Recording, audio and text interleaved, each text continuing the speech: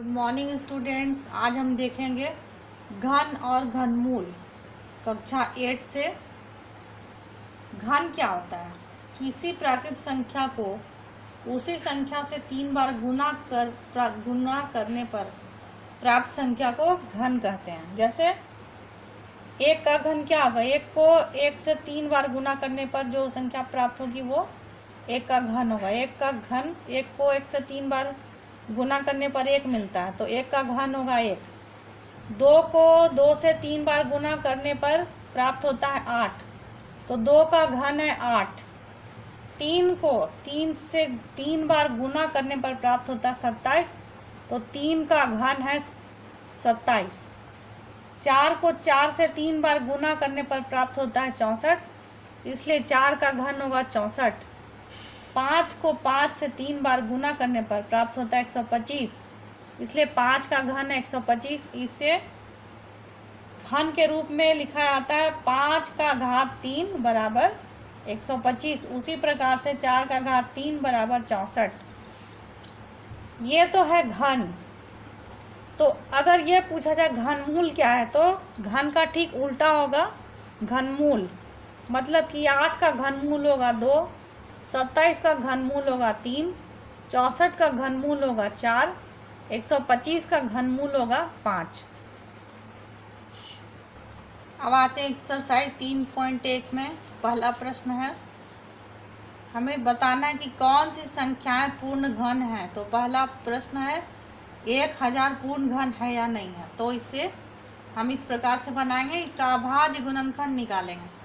अभाज्य गुणनखंड निकालते भाग दें 1000 को 2 से, 2 पचे 10, 0 0, फिर 2 से भाग लेगा 2 दूनी 4, 2 पचे 10, 250, फिर 2 से भाग ले गया 2 एकम 2, 2 दूनी 4, 2 पचे 10, 5 से भाग जाएगा 5 दूनी 10, पचे 25, फिर 5 पचे 25।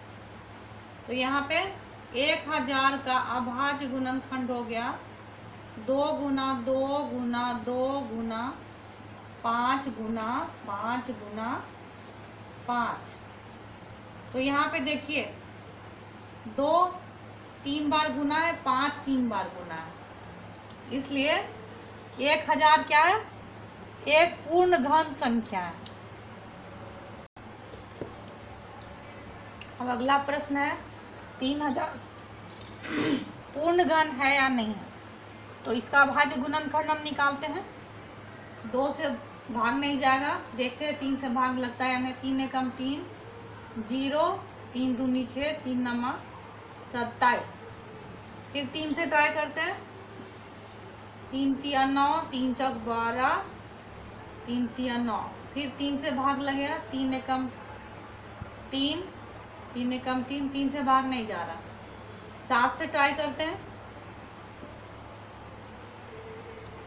7 चौक 28, 7 नमा 63, फिर 7 से 7 सते 49, मतलब 3087 का अभाज्य गुणनखंड हुआ 3 गुना 3 गुना 7 गुना 7 गुना 7। यहाँ पर देखिए 3 और 3 जोड़ा है और 7 3 बार गुणन के रूप में लिखा हुआ है।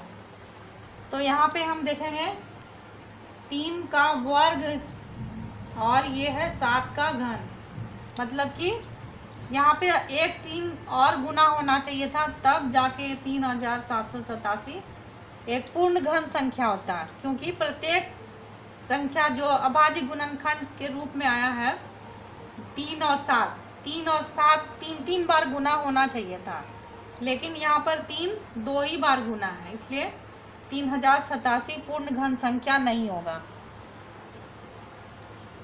प्रश्न है दूसरा का पहला, वह संख्या छोटी संख्या ज्ञात करनी है जिससे 256 को गुना करने पर एक पूर्ण घन बन जाए।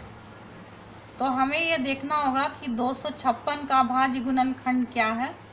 सबसे पहले हम अभाज्य गुणनखंड निकालेंगे। शुरू करते हैं। 2 से भाग देंगे, 2 एकम 2, 2 दूनी 4, 2 अट्ठे 16, फिर 2 से भाग जाएगा, 2 छक 12, 2 चौक 8, फिर 2 से 2 तिया 6, 2 दूनी 4, फिर 2 से 16 बार में, फिर 2 से 8 बार में, फिर 2 से 4 बार में, फिर 2 से 2 बार में। तो 256 का अभाज्य गुणनखंड होता है 2 कितना बार है, 1 2 3 4 5 6 7 8, मतलब 2 गुना 2 गुना 2, फिर 2 गुना 2 गुना 2 गुना 2 गुना 2।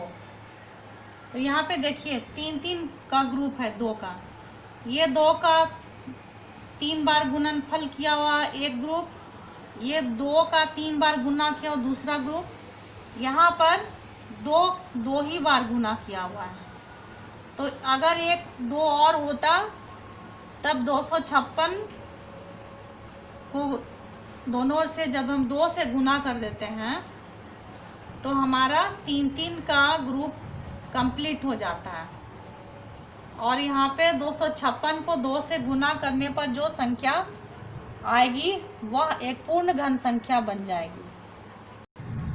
अगला प्रश्न है 675 को कौन सी संख्या से गुना करने पर यह एक पूर्ण घन संख्या बन जाएगी। सबसे पहले अभाज्य गुणनखंड निकाला जाए, 5 से भाग देंगे, 5 एकम 5, 5 तिया 15, 5 पचे 25, फिर 5 से जाएगा 5 दूनी 10, 5 सते 35, 3 से भाग जा रहा है, 3 नमा 27, फिर 3 से 3 तिया 9। तो 675 का अभाज्य गुणनखंड हो गया 5 गुना 5 गुना 3 गुना 3 गुना 3। तो यहाँ पे 5 का वर्ग आ रहा है, घन नहीं आ रहा है, और 3 का घन है। यहाँ पे 5 का भी घन आना चाहिए था, इसलिए अगर हम दोनों ओर 5 से गुना कर दें तो हमें 5 का घन प्राप्त हो जाएगा। तो 5 यहाँ भी गुना करेंगे और 675 में भी हम गुना करेंगे। तो 675 को 5 से गुना करने पर यह एक पूर्ण घन संख्या बन जाएगी।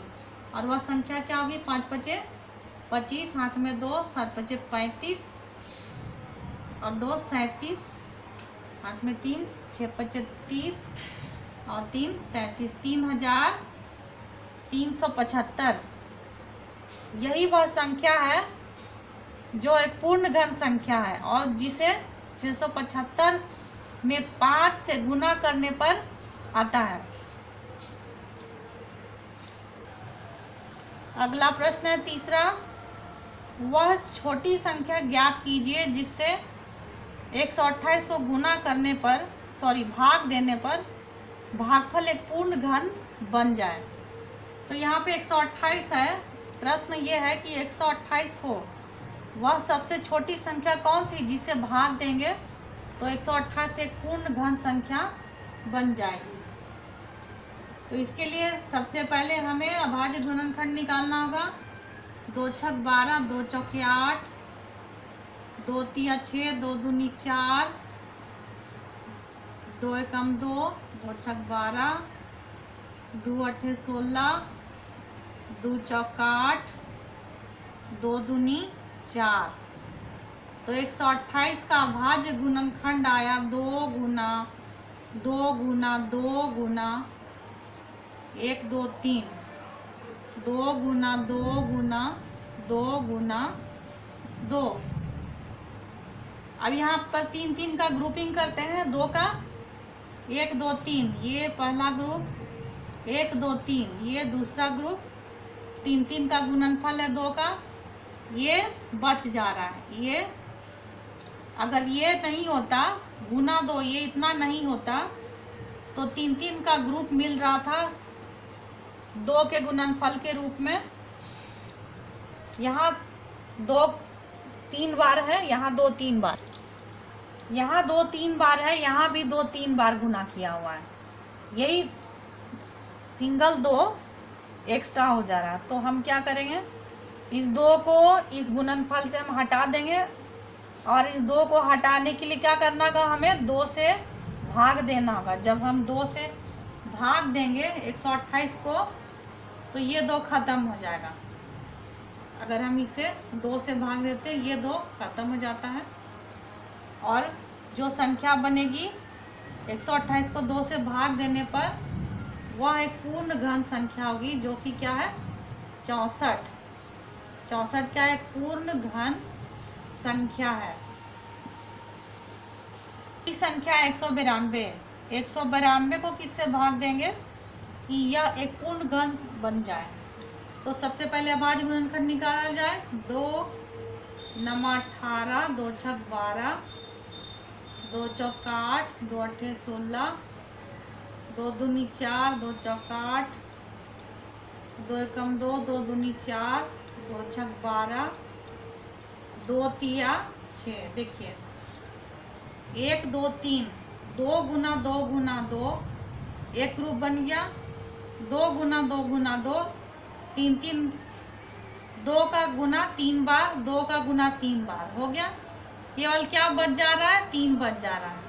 तो 192 को हमें किससे भाग देना होगा, 3 से भाग देना होगा। तो मेरा आंसर क्या होगा, 192 को 3 से भाग देने पर एक पूर्ण घन संख्या बन जाएगा।